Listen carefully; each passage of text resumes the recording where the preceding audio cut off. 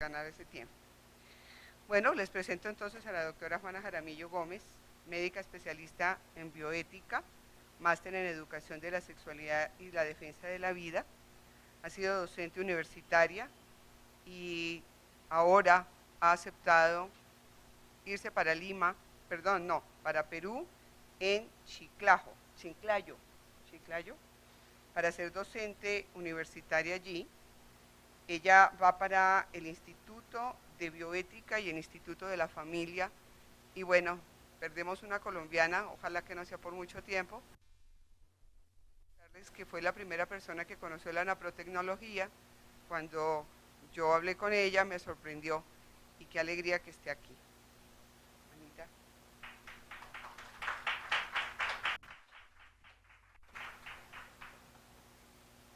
Buenos días.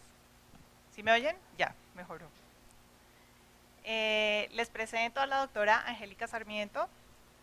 Ella es médica cirujana de la Universidad Nacional del Nordeste de Argentina, especialista en ginecología y obstetricia de la Universidad Nacional de Asunción, especialista en bioética de esa universidad y especialista en endocrinología ginecológica y reproductiva de esa universidad de la Sociedad Argentina de Endocrinología Ginecológica y Reproductiva. Directora académica de la Facultad de Ciencias de la Salud de la Universidad Católica Nuestra Señora de la Asunción, carreras de Medicina, Enfermería, Nutrición y Fonoaudiología. En curso, programa doble del Sistema de Cuidado de la Fertilidad del modelo Creighton y como consultor médico en Naprotechnology. Docente de la asignatura Ginecología y Obstetricia en la carrera de Medicina de la Universidad Católica Nuestra Señora de la Asunción, sede Asunción desde hace 10 años. Se desempeña como ginecobstetra en instituciones públicas y privadas. Miembro de la Sociedad Paraguaya de Ginecología y Obstetricia y ha participado como panelista, disertante y o asistente en congresos, seminarios, jornadas científicas nacionales e internacionales. Bienvenida.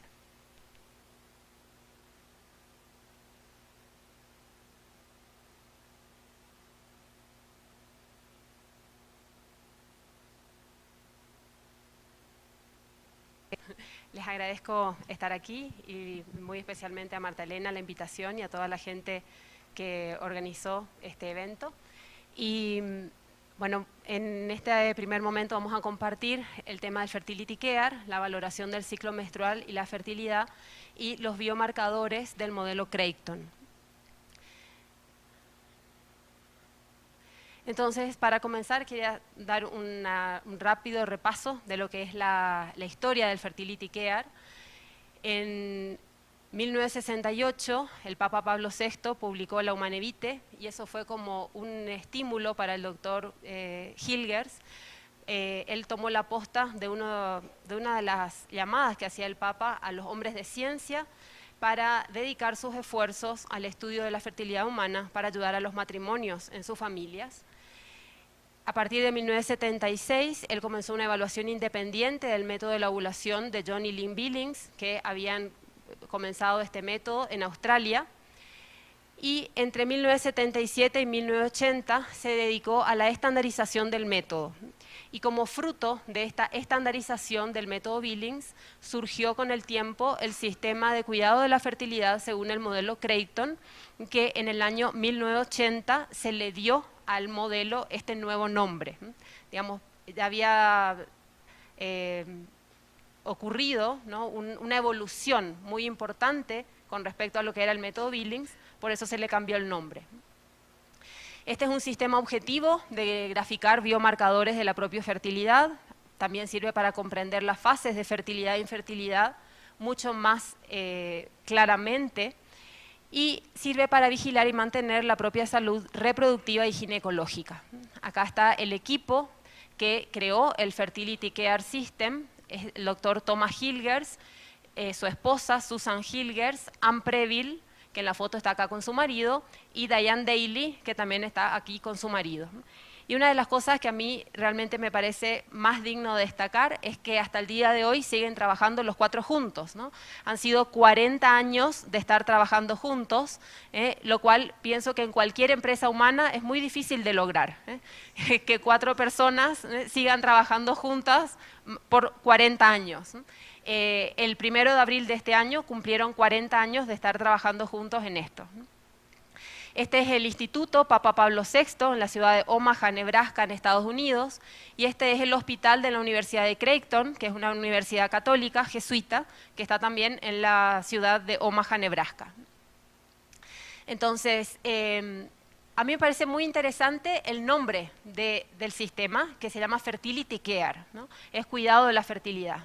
Y el doctor Hilgers hace mucho hincapié en que las palabras transmiten actitudes.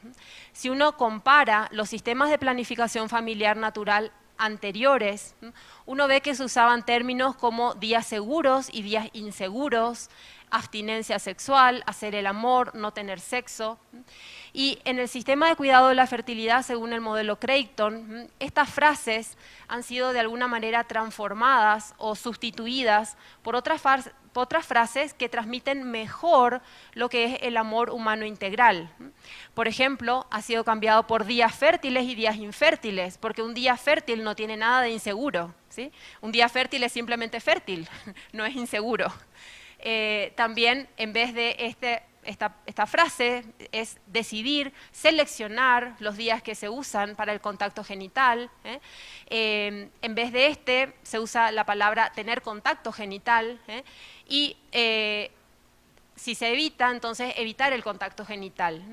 Pero nunca evitar el contacto sexual, dado que somos seres sexuados, o sea que todo contacto es sexual. Desde el momento en que soy mujer, yo camino como mujer, hablo como mujer, pienso como mujer, o sea, toda mi actividad realmente está de alguna manera sexuada, ¿no? Y lo mismo un hombre, todo lo que hace, lo hace como hombre. Y se hace mucho hincapié, mucho énfasis en que por encima de todo, amar siempre, ¿no? O sea, el amor tiene que envolver de alguna manera todas las actitudes, todos los actos que implica el relacionamiento entre marido y mujer.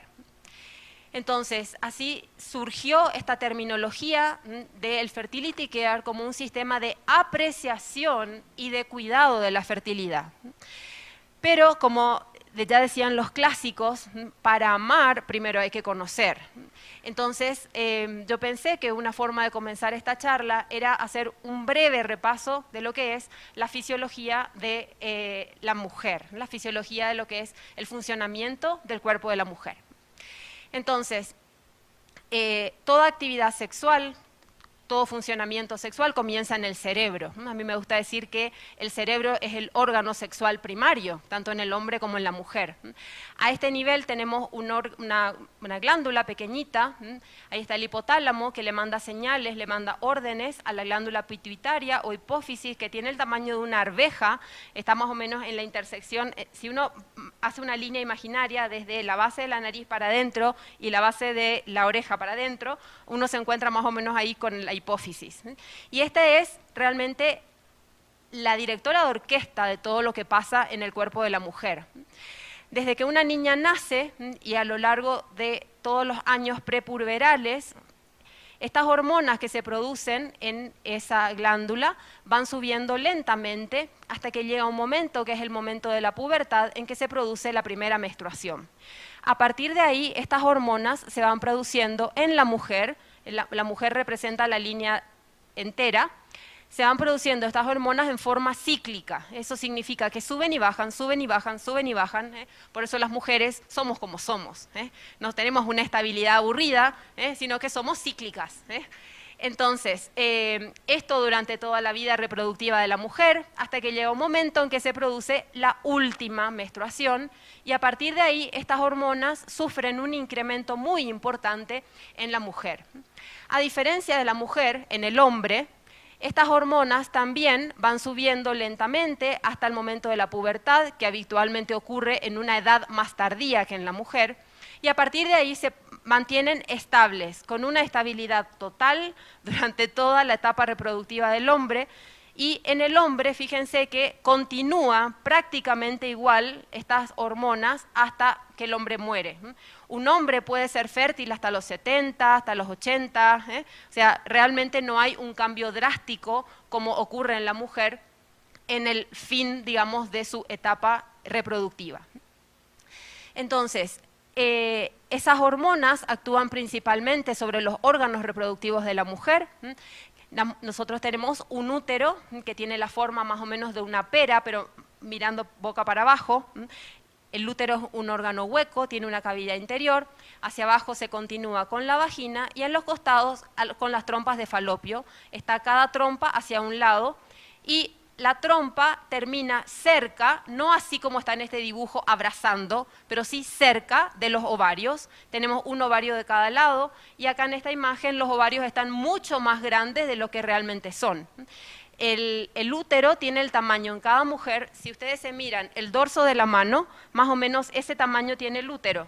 Cada mujer, si se mira el dorso de su propia mano, más o menos ese es el tamaño del útero. Y los ovarios tienen el tamaño como de una aceituna pequeña, uno a cada lado. Es el tamaño normal cuando está normal. Entonces, dentro de los ovarios, cuando una niña empieza a menstruar, hay 400.000 folículos en cada ovario. Cada folículo es como una casita en donde vive un óvulo. O sea que cada mujer tiene una posibilidad potencial de 800.000 hijos diferentes a lo largo de su vida, ¿sí? 800.000 posibilidades.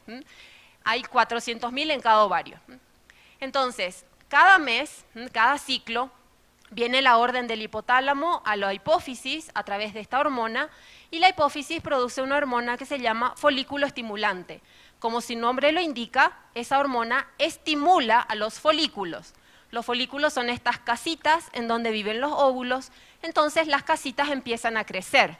A medida que crecen, producen adentro un líquido que se va acumulando y que se llama estrógeno. Es principalmente una hormona, la hormona más importante en la mujer, que es el estrógeno.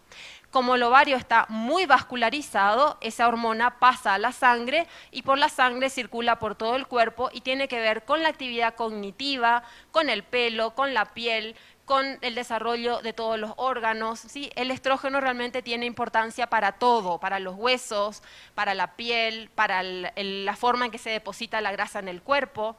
Por ejemplo, habitualmente una niña cuando tiene su desarrollo sexual empieza a depositarse grasa en el cuerpo en una forma diferente que en la infancia, en una forma diferente que en el hombre, ¿sí?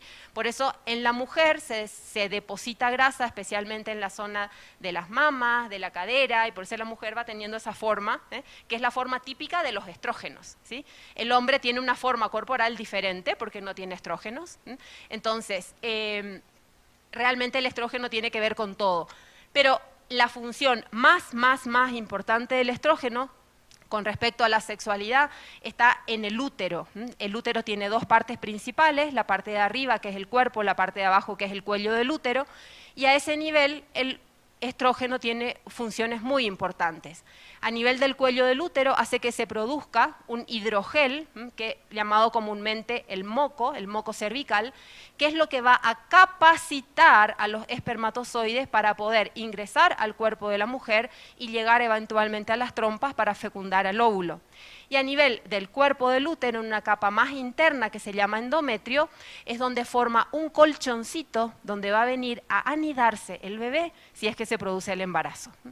Entonces, a medida que el estrógeno se va acumulando, esas funciones van aumentando dentro del útero.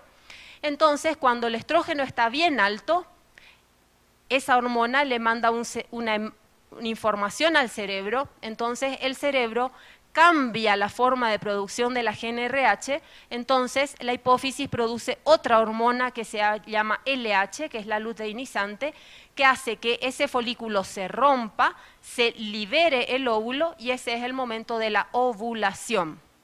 Como el cuerpo es muy ahorrador, podríamos decir, es súper ecológico, esa casita la recicla y forma otra cosa que se llama cuerpo amarillo, y el cuerpo amarillo empieza a producir progesterona. Y la progesterona, como su nombre le indica, es la hormona progestación, que va y actúa también en esos dos lugares muy importantes, en el cuello del útero, cerrando la válvula de la fertilidad, porque dice, bueno, ya se produjo la ovulación, el óvulo vive aproximadamente entre 16 y 24 horas, si ya está ahí el bebé, ya no hace falta que ingrese más nada, entonces cierro la válvula de la fertilidad, se cierra el cuello del útero y ya nada más puede entrar. Y por otra parte, a nivel de la capa interna del útero, del colchoncito donde tiene que venir el bebé, lo llena de alimento, lo llena de sangre para que el bebé después pueda formar su placenta y alimentarse esos 9 primeros meses que va a estar en la panza de la mamá.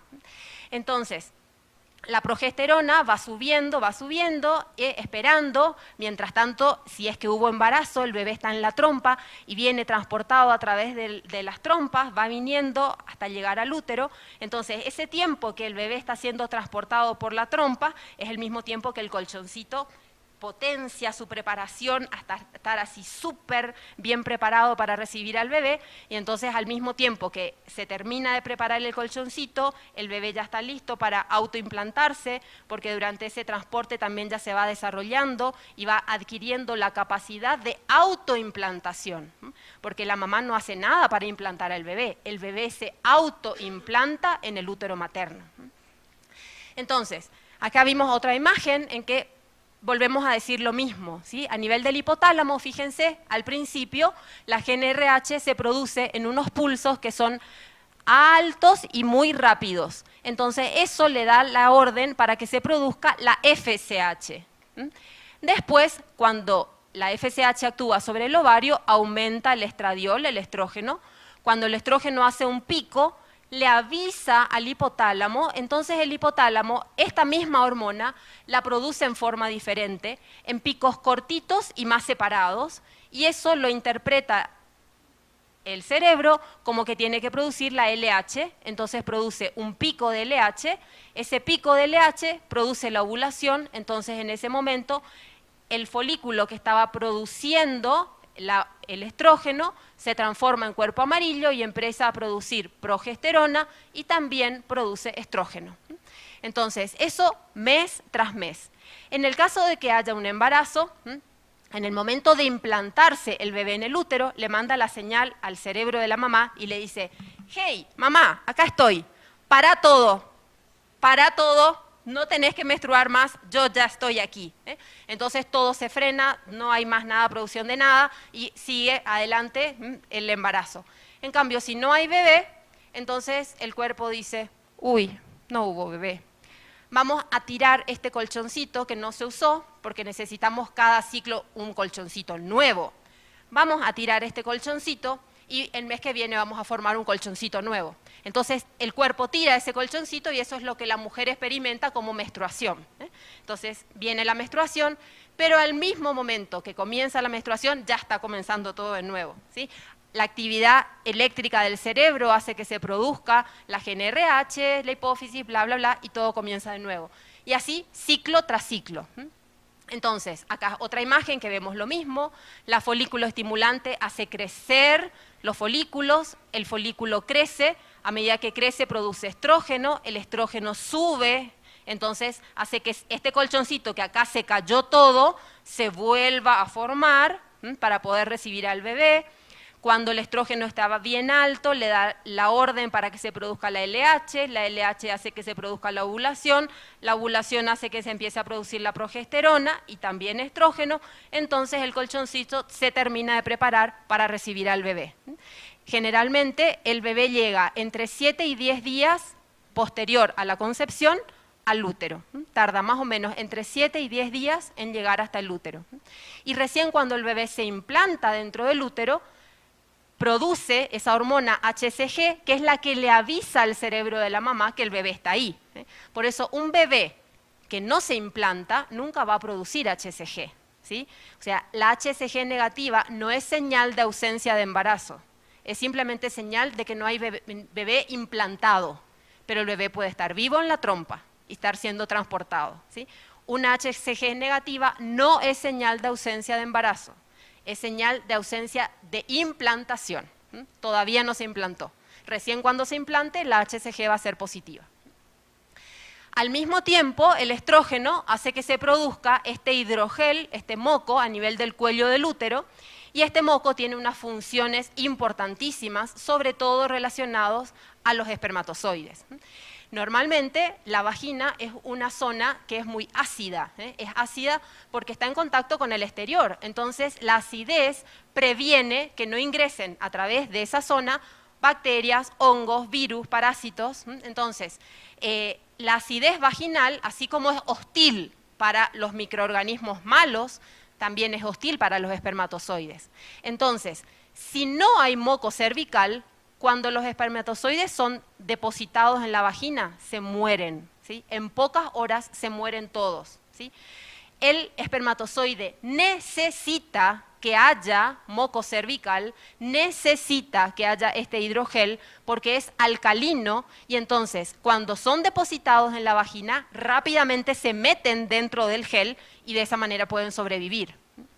Además, los espermatozoides, ¿sí?, tienen que avanzar a lo largo de entrar acá en el útero y nadar dentro del útero y en las trompas contracorriente, porque la corriente en las trompas va de afuera hacia adentro. Las trompas tienen células adentro que tienen un montón de pelitos, esos pelitos son cilias, y todas las cilias se mueven unánimemente de afuera hacia adentro, creando una corriente de líquido intraperitoneal que va de afuera hacia adentro del útero, y eso es lo que arrastra al óvulo, fecundado o no, desde la trompa hasta el útero, porque el óvulo no se mueve solo, es arrastrado por el movimiento de la trompa. Entonces, el espermatozoide para llegar hasta el óvulo tiene que nadar contracorriente y para eso necesita muchísima energía. Entonces, el espermatozoide tiene una cabecita donde está el material genético y después tiene una colita. En el cuello de la colita está como el motor, que se llaman mitocondrias, y esas mitocondrias necesitan recargar la gasolina antes de poder subir. Y es este moco, que tiene mucha fructosa, que es un tipo de azúcar, el que le recarga la gasolina al espermatozoide para poder tener otra vez muchísima energía para poder entrar. Además, el moco cervical filtra todos los espermatozoides alterados, filtra todos los espermatozoides morfológicamente malos y no les permite entrar, ¿sí? El moco filtra, los malos se quedan afuera, solamente los mejores espermatozoides pueden entrar dentro del cuello del útero. Y además los alimenta, los nutre, los protege y los capacita para que puedan sobrevivir entre 3 a 5 días esperando la ovulación, porque el óvulo solamente vive entre 16 y 24 horas. Imagínense que si la supervivencia de la especie humana dependiera de 16 a 24 horas en cada ciclo, es que sería dificilísimo embarazarse, ¿no? Entonces, la presencia, la existencia del moco cervical hace que, aunque la mujer no tenga contacto genital exactamente en esas 16 horas, con que tenga un contacto genital entre 3 y 5 días antes, hasta el momento de la ovulación o 16 a 24 horas después, todo ese tiempo es fértil, porque si hay moco cervical, los espermatozoides pueden sobrevivir esperando la ovulación. Entonces, este moco, evidentemente, se produce antes de la ovulación, porque su mecanismo es preparar, capacitar, potenciar, alimentar para poder esperar, ¿sí? Entonces, esto, ¿sí?, fue descrito ya por el matrimonio Billings, de que la mujer primero menstrua, después generalmente tiene algunos días de sequedad que son infértiles, aunque no todas las mujeres tienen esta parte. Después viene el moco que se ve, llega un momento que ese moco es en mucha cantidad y calidad diferente, es el día pico, después sigue siendo un periodo todavía de fertilidad y después viene otra vez un periodo infértil. Esto, que es un ciclo que se produce una y otra vez, uno lo puede graficar abriendo, digamos, este ciclo en forma plana y entonces hace una gráfica que se correlaciona exactamente con todo lo que dijimos antes. En el primer momento en que está la menstruación, es estos días que la mujer menstrua, la folículo estimulante está subiendo, los folículos están empezando a crecer, el estrógeno está empezando a aumentar, después pueden haber acá unos días secos, después ya comienza a haber mucho estrógeno, y como hay mucho estrógeno, hay moco cervical, ¿sí? Todos los días que haya mucho estrógeno va a haber moco cervical de tipo pico, moco cervical fértil, eso indica, ¿no es cierto?, que la ovulación está muy próxima a ocurrir o que ya está ocurriendo, el día pico. La ovulación puede ocurrir en el día pico de moco o hasta 2 días antes o 2 días después. En el 95% de las mujeres, la ovulación coincide con el día pico de moco. El mismo día, 2 días antes o 2 días después. El pico de moco es la señal más eficiente, más efectiva para determinar el momento de la ovulación. Entonces, si una pareja quiere lograr un embarazo, debería tener contacto genital esos días. Y si una pareja quiere posponer un embarazo, debería evitar el contacto genital en esos días. Entonces, lo que hizo el doctor Hilgers con su equipo fue realizar la estandarización de la forma en que se iba a graficar y describir ese ciclo que acabamos de describir. Porque John y Lynn Billings eran australianos y el doctor John Billings era neurólogo, no ginecólogo. Entonces, él estudió todas las hormonas, todas esas hormonas que se producen en el cerebro y realmente hizo un trabajo fantástico, pero al doctor Hilgers, que era ginecólogo, le ponía muy nervioso este tema de que él decía, primero va a haber un poco de moco, después más moco, después mucho moco. Para un yanqui eso era totalmente inespecífico, era totalmente, digamos, poco estandarizado, ¿no? Entonces, ellos empezaron a estandarizar todo, ¿no? Aparte, también les ponía un poco nervioso que una profesora del método Billings le decía a su pareja que enseñaba, bueno, cuando tengan la menstruación pinten de naranja y cuando tengan el moco fértil pongan amarillo. Y la otra le decía, cuando tengan la menstruación pinten de rosado y cuando tengan el moco fértil pinten verde. Y la otra, otro color. No, entonces, como que eso no se podía comparar después uno con otro. Entonces, una de las labores fundamentales que hizo este equipo en Estados Unidos fue estandarizar. Ellos dijeron, se va a graficar en una planilla que va a tener 35 cuadraditos. De arriba al costado, 35 cuadraditos.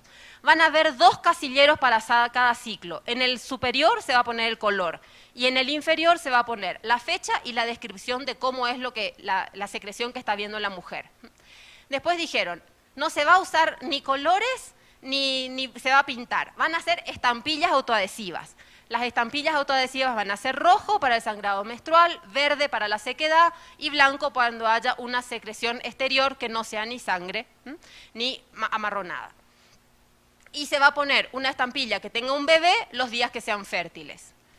Después, cuando corresponde, se va a agregar a mano otros signos, tales como P, el día pico, 1, 2, 3, los 3 días post-pico, y se va a marcar con una I el día que la pareja tenga relaciones íntimas, el día que tenga contacto genital.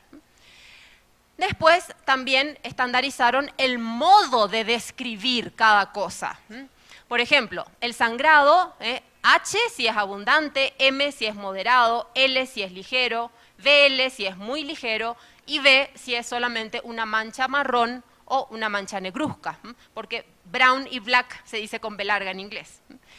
Después, cada día la mujer va a registrar, cuando tenga algún tipo de secreción, la consistencia de la secreción, el color, el cambio, la sensación que eso produce.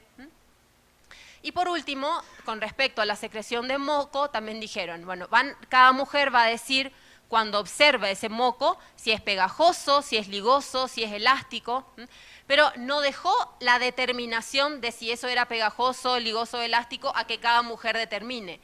Hicieron una determinación súper exacta, basado en un estudio previo del doctor Cohen, que había descrito que cuando la mujer se iba acercando al momento de la ovulación, el moco tenía la característica de que su elasticidad iba aumentando.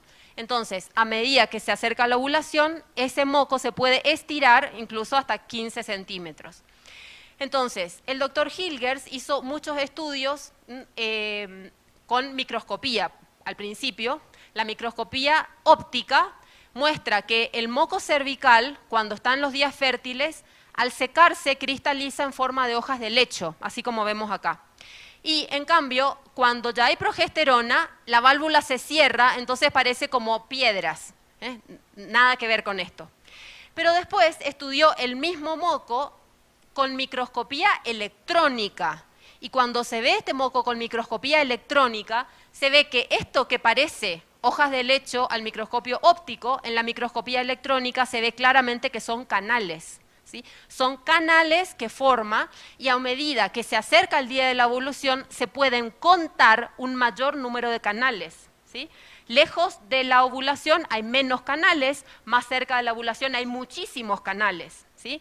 Porque se está preparando para prepararles el camino a los espermatozoides para entrar.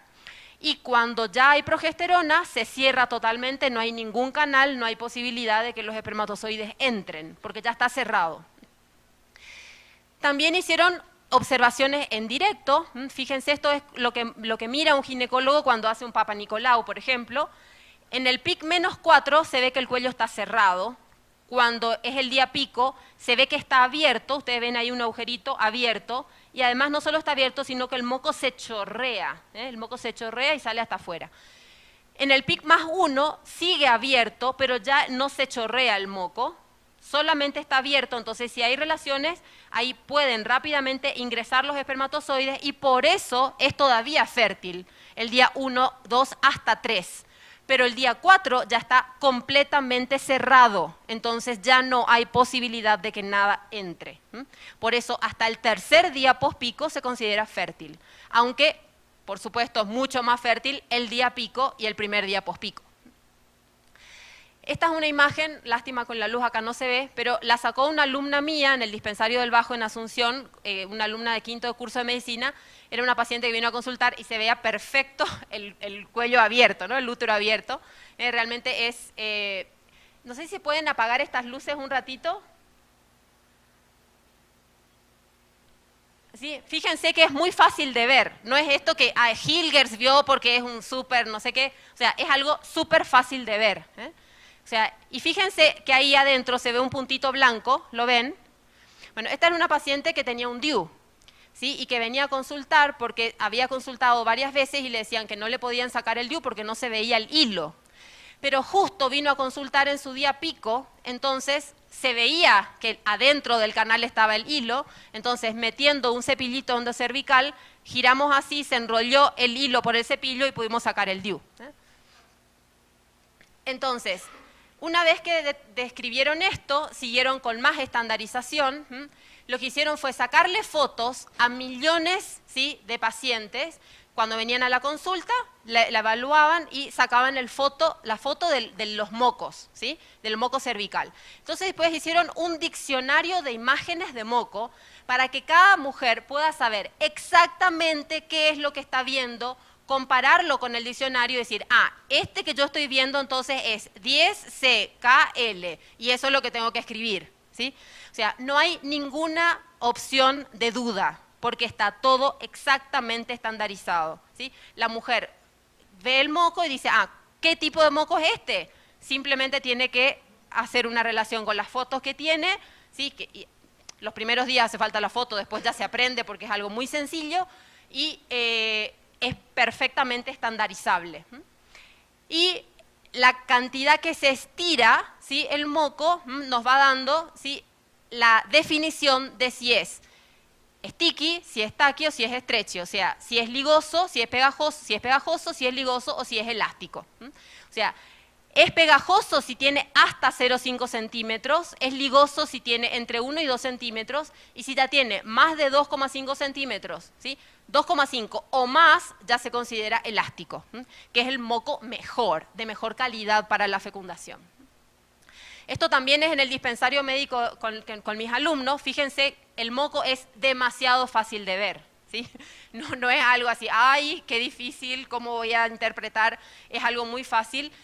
Por ejemplo, esta alumna, esta que está mostrando acá, fíjense que se ve esta parte transparente y acá arriba se ve sangre, ¿sí? Esta era una paciente que tenía flujo, que estaba con el cuello súper inflamado, tenía un poco de sangrado, pero fíjense que el hecho de que tenga flujo o que esté sangrando no impide que se vea el moco.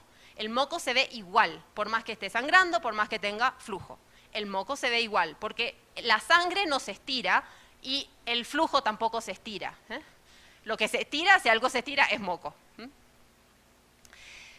Siguió Hilgers con los estudios de microscopía electrónica de barrido, y fíjense, la microscopía electrónica de barrido nos muestra que antes de que haya estrógeno alto, el moco tiene esta característica como una red cerrada que no permite el ingreso de nada. Cuando la mujer está con su día pico, el moco sí tiene estos agujeros, cada uno de estos agujeros corresponde a un canal que le deja ingresar a los espermatozoides, y cuando ya se produce la progesterona, vuelve a este estado de red que no permite ingresar nada. Entonces, realmente, los estudios que se han hecho con respecto al moco cervical son súper exhaustivos y no hay lugar a duda hoy por hoy de que el cuello cervical y el moco cervical es la válvula de la fertilidad. Entonces, el Creighton Model tiene una forma muy específica de llamarle a cada secreción. Cuando la mujer tiene secreción, ya sea pegajosa, ligosa o elástica, tiene que ponerle un color, tiene que ponerle una consistencia, y de esta manera se va desarrollando también lo que se llama el Mucus Score, que es una herramienta clínica, porque como esto tiene números, a través de los números se pueden hacer cálculos matemáticos para saber cómo es la puntuación objetiva para el ciclo de moco en cada ciclo menstrual. Entonces, no es que así al azar la paciente me dice, ay, yo creo que tengo buen moco o yo creo que tengo mal moco. O sea, la mujer escribe exactamente lo que ve cada día y cuántas veces al día lo ve, y yo después, en base a esa planilla, calculo el score de moco de cada ciclo, y en base a eso, con una estandarización súper exacta, puedo decir si esa mujer tiene un ciclo de moco que es limitado o que es intermedio, limitado intermedio, o que es regular o que es normal, etcétera, ¿sí? O sea, hay fórmulas matemáticas que es una herramienta clínica súper útil para el ginecólogo después, para diagnosticar un montón de enfermedades ginecológicas. Fíjense, por ejemplo, estos son los Mucus Cycle Scores, o sea, el score de moco, en pacientes que tienen una fertilidad normal, que fíjense que la mediana del score de moco fue 9.3, comparada con pacientes que tienen distintas enfermedades o condiciones orgánicas. Pacientes que tienen adhesiones pelvianas tienen Mucus Score de 8.5, pacientes que tienen infertilidad con ciclos regulares tienen ciclos de moco de 6.9, pacientes que tienen endometriosis tienen ciclos de moco de 6.7. O sea, si uno mira, ¿sí?, es muy relacionable la patología con el score de moco. Entonces, Hilgers confirmó que la información contenida en la planilla no servía solo para planificación familiar, sino para un monitoreo de la salud femenina. Y así fue haciendo la correlación con distintas patologías ginecológicas. Por ejemplo, este es un caso de una mujer que tenía infertilidad. Cuando uno mira el ciclo, claro, es que te salta a la vista que tiene un solo día de moco y encima solamente un 8 y una sola vez al día. O sea, angá, pobre, ¿no? O sea, es un ciclo de moco paupérrimo. ¿Cómo se va a embarazar esta pareja con ese ciclo de moco de porquería? Entonces, claro, gracias a Dios se ha desarrollado una cantidad de medicamentos y terapias simples y baratísimas, para que la mujer mejore su ciclo de moco, y esta mujer puede pasar dentro de 1 o 2 meses a tener un moco espectacular, 5 días, 10 kL, y claro, mejora 1000 veces su posibilidad de embarazo.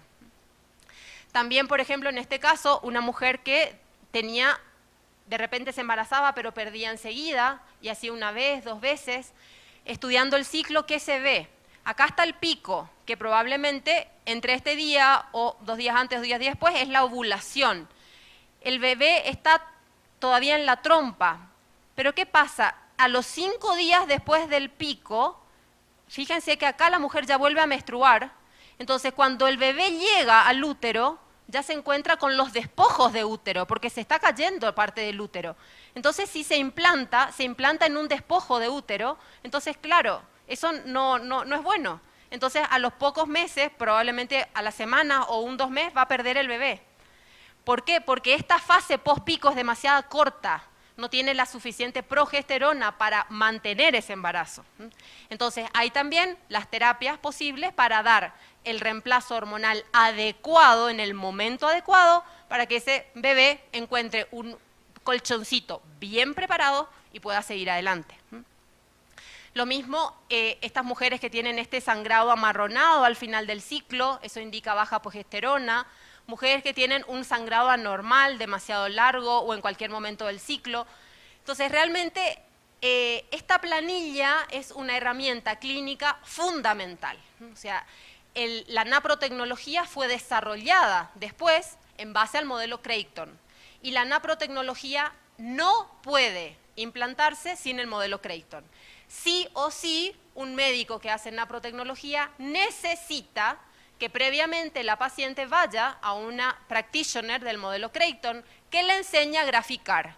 Tiene que graficar varios meses y con esa herramienta la paciente se va al médico que le puede hacer el diagnóstico y terapéutico adecuado, para después llegar, ¿no es cierto?, a la procreación natural. El doctor Hilgers describió dentro de esta planilla lo que él llama biomarcadores o marcadores biológicos. Esos marcadores, ¿sí? Si uno mira acá esto, digo, bueno, esta planilla como que parece súper simple y uno dice, ¿qué tanta información vamos a poder sacar de eso? Pero realmente se puede sacar muchísima información. Los biomarcadores son la longitud del sangrado menstrual, que fíjense que no es siempre igual, fíjense acá es anormal. El día pico, que acá se produce en el día 15, pero acá se produce en el día 18, acá no se produce. La longitud de la fase prepico, que es desde comienza la menstruación hasta el día pico inclusive, que acá dura 15 días, acá dura 18, acá no hay día pico, por lo tanto no se puede ni medir este marcador. La longitud de la fase post-pico, que acá es una fase pico muy corta, por eso no permite el embarazo y se pierde. La presencia o ausencia de ciclo de moco, fíjense que acá hay una presencia pero muy baja de ciclo de moco. Y hay mujeres que ni siquiera tienen moco, todo el casillero verde. Eso te indica que, claro, es un ciclo de moco seco, no se va a embarazar jamás. Intensidad o score del ciclo de moco, las variaciones en el sangrado, que pueden ser un spotting premenstrual como es este, un sangrado amarronado al final de la menstruación, que también indica baja progesterona, sangrados intermenstruales como es este, hay mujeres que inmediatamente antes o después de la ovulación tienen una bajada tan brusca del estrógeno que produce un pequeño sangrado, también sangrados anormales y así sucesivamente. Entonces, una vez que se identifica, ¿sí? Por ejemplo, en esta planilla, el spotting premenstrual, en base a este biomarcador, se puede orientar la batería diagnóstica. O en este caso, por ejemplo, también se ve como esta forma de graficar el ciclo menstrual es capaz de detectar el estrés en la mujer. Cuando una mujer está estresada, el cerebro interpreta, acuérdense que el cerebro es el órgano sexual primario, el cerebro interpreta, esta mujer que está bajo un estrés agudo, o puede ser también un estrés crónico, no conviene que se embarace ahora, porque si se embaraza con este nivel de estrés, ese embarazo va a andar mal, ¿sí? Entonces, ¿qué hace el cuerpo? Corta la ovulación, directamente. Entonces, o la frena durante todo ese ciclo o la retrasa dentro del mismo ciclo. Y eso se puede ver perfectamente a través de la gráfica. Fíjense acá, esta señora tuvo una cirugía menor este día del ciclo. Entonces, los meses anteriores había tenido su día pico, el día 14 y el día 15.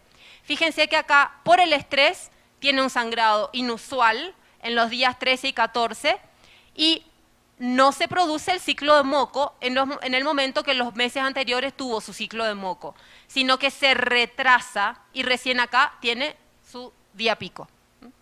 Una vez que ya pasó el estrés de la cirugía, entonces ahí el cerebro le dice, ahora sí podés ovular. Porque como el cerebro no sabe si la mujer va a tener relaciones sexuales o no, no puede prever si se va a embarazar o no, entonces corta la ovulación, por si acaso. ¿Sí? Capaz que esta señora era soltera y ni tenía relaciones sexuales, pero como el cerebro no sabe, por si acaso corta la ovulación.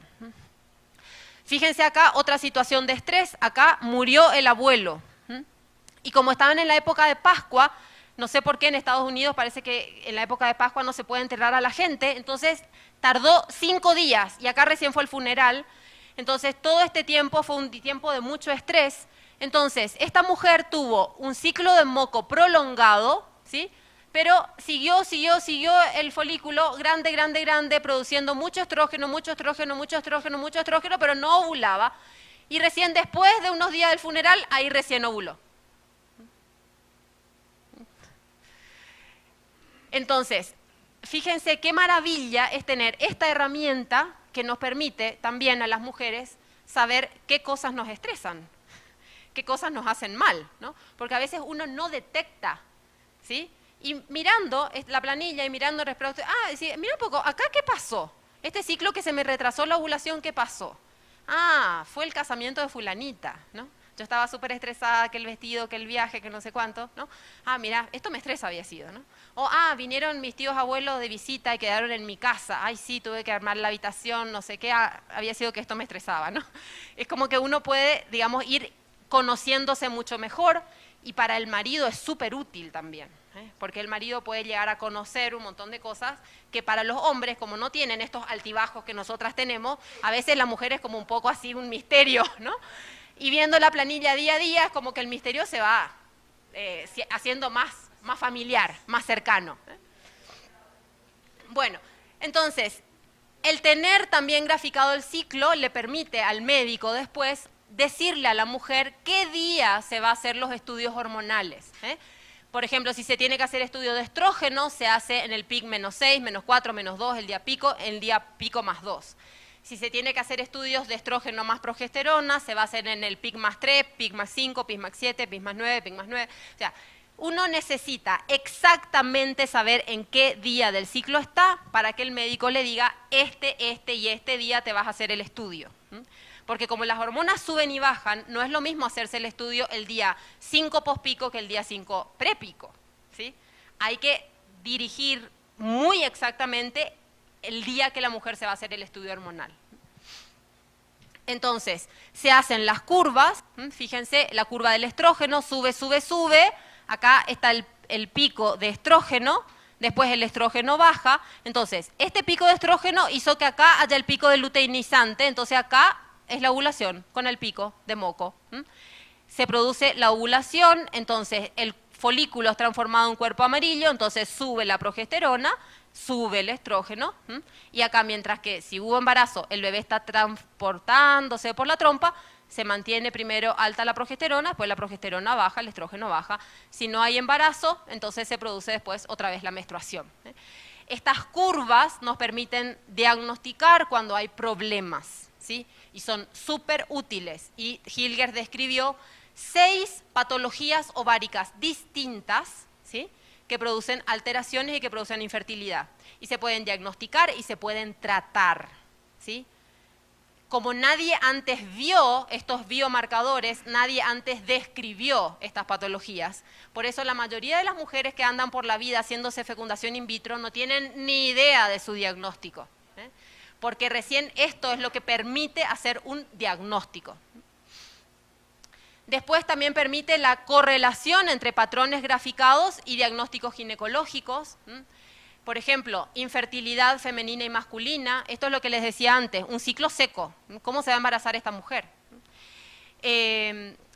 Después, por ejemplo, esta es una mujer que tiene abortos espontáneos, ¿no? Si uno compara los controles normales con las mujeres que tienen abortos, fíjense el score de moco. El normal tiene un score de moco de 10.35, las que tienen abortos espontáneos tienen un score de moco de 5.43.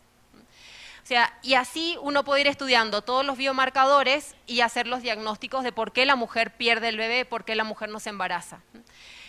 También en mujeres que tienen embarazos ectópicos se ve que tienen problemas a nivel de las hormonas, a nivel del ciclo de moco. Por ejemplo, es un ciclo de moco muy limitado y si uno mira las hormonas están totalmente un desastre, ¿no? Este es otro caso también de ciclo de moco muy limitado, también con unos patrones hormonales totalmente alterados. También se pueden ver en las mujeres que tienen ciclos de moco muy largos, que muchas veces las hormonas también están muy alteradas y uno ve la ecografía y pueden tener ovarios de tipo poliquístico. Hay mujeres que tienen dismenorrea muy intensa, que son un montón de síntomas que les dan antes de menstruar.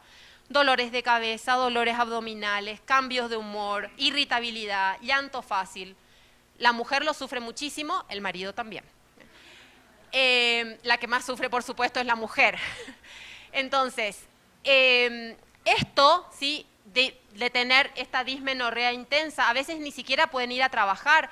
Hay mujeres que por esta dismenorrea, síndrome premenstrual tan intenso, a veces le han diagnosticado que tienen enfermedad bipolar, porque realmente uno puede transformarse en otra persona por el dolor, por los trastornos hormonales, o sea, y en realidad no tienen ningún trastorno bipolar, simplemente tienen la progesterona y el estrógeno bajísimos en los días premenstruales, ¿no? Y esto se puede corregir, se puede tratar.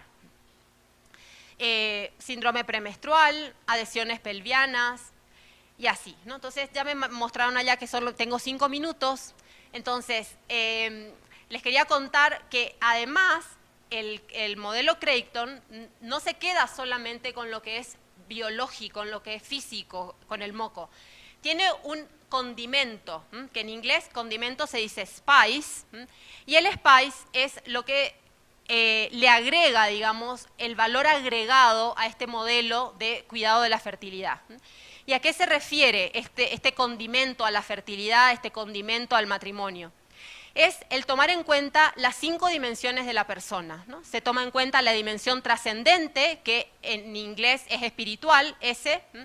Entonces, eso, ¿cómo se traduce en la vida cotidiana? Bueno, en decirle te amo, y amo todo lo que sos, en rezar juntos, en rezar el uno por el otro. O sea, realmente cuando una pareja tiene dificultades para embarazarse, o cuando ya tienen varios hijos y tienen una patología súper grave que no se puede volver a embarazar, la sexualidad a veces se puede volver algo complicado.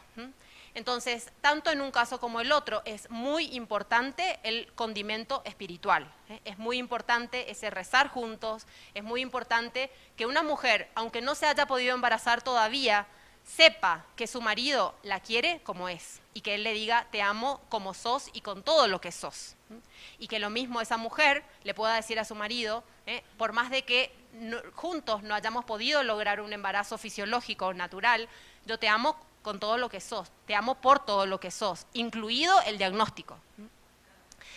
Está también la dimensión física, que en inglés physical es con P, entonces eso incluye ese tratarse bien, tratarse con cariño, tomarse de las manos, abrazarse, estar juntos, saber hablar, dedicarse tiempo para hablar el uno con el otro, saber descansar juntos. En el hoy, ¿sí?, que vivimos, la mayoría de las mujeres trabajamos mucho, trabajamos fuera y muchas veces en las planillas se ve que estamos muy estresadas. Entonces, aprender a descansar es todo un tema. Aprender a descansar juntos, y acá el marido tiene una función importantísima, ¿no? en saber descubrir qué le hace descansar, aprender a jugar juntos, aprender a brindarse caricias que afirman la autoestima, que nos afirman como mujer, que le afirman al hombre como hombre. También está la dimensión racional y inteligencia, entonces eso se trata un poco de leer juntos, apoyarse intelectualmente en el uso del método. Cuando una pareja comienza esto, se les da un manual que tienen que estudiar. Tienen 8 sesiones de seguimiento y cada sesión tienen que venir, estudiar de tal capítulo a tal capítulo, ¿no? Es toda una tarea. Y también ese hablar juntos sobre los sueños, sobre las prioridades. Después está la dimensión social, que se caracteriza también por buscar mucha creatividad, y también en potenciar al máximo la comunicación en la pareja. Organizar proyectos familiares, realizarlos, hacer paseos juntos, hacer el jardín juntos, no sé. La dimensión social puede abarcar tanto y 1000 cosas, depende de cada pareja.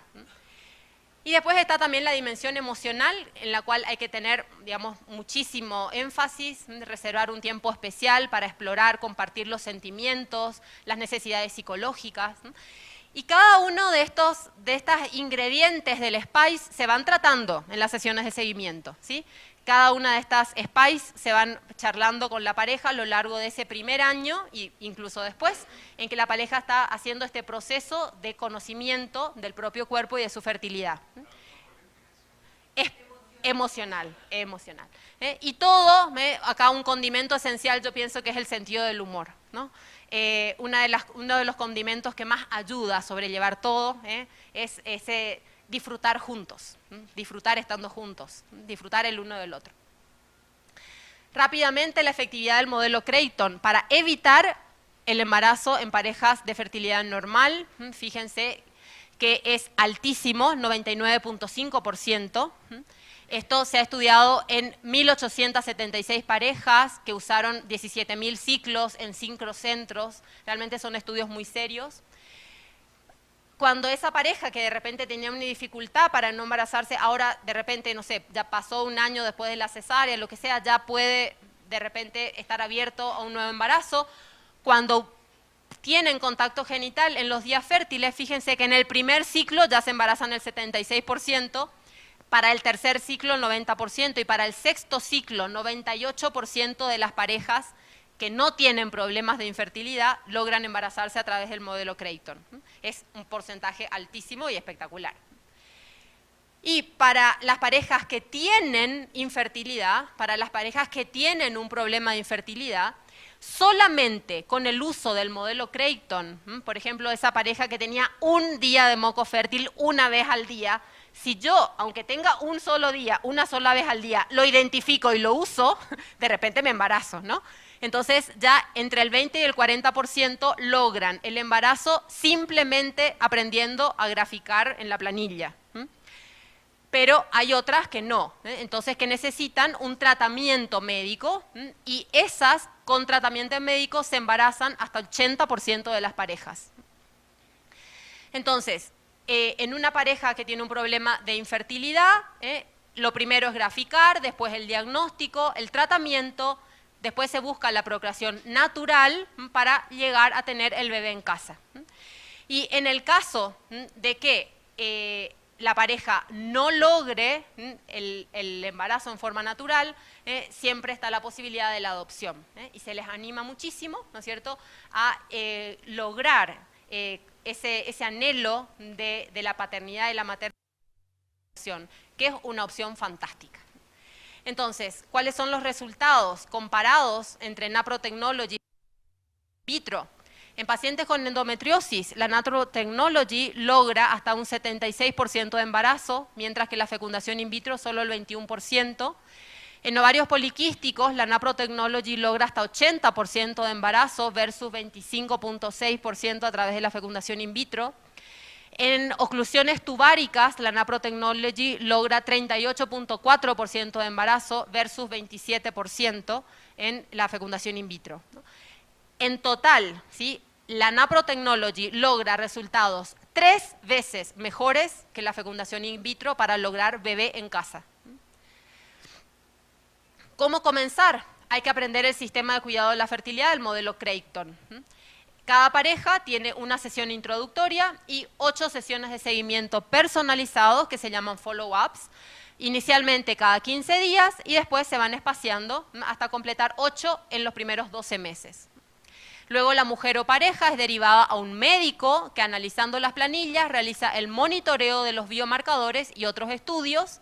Una vez realizado el diagnóstico se puede indicar el tratamiento y, como les decía antes, el método sirve para evaluar la infertilidad, los ciclos irregulares o anovulatorios, abortos espontáneos, problemas hormonales, ovarios poliquísticos, endometriosis, infertilidad por factor femenino o masculino, síndrome premenstrual, depresión postparto y mucho más. Conociéndolo, cada pareja puede usar el sistema para lograr o para posponer un embarazo y también para monitorear su fertilidad, que es algo súper importante. Y con esto terminamos. Muchísimas gracias.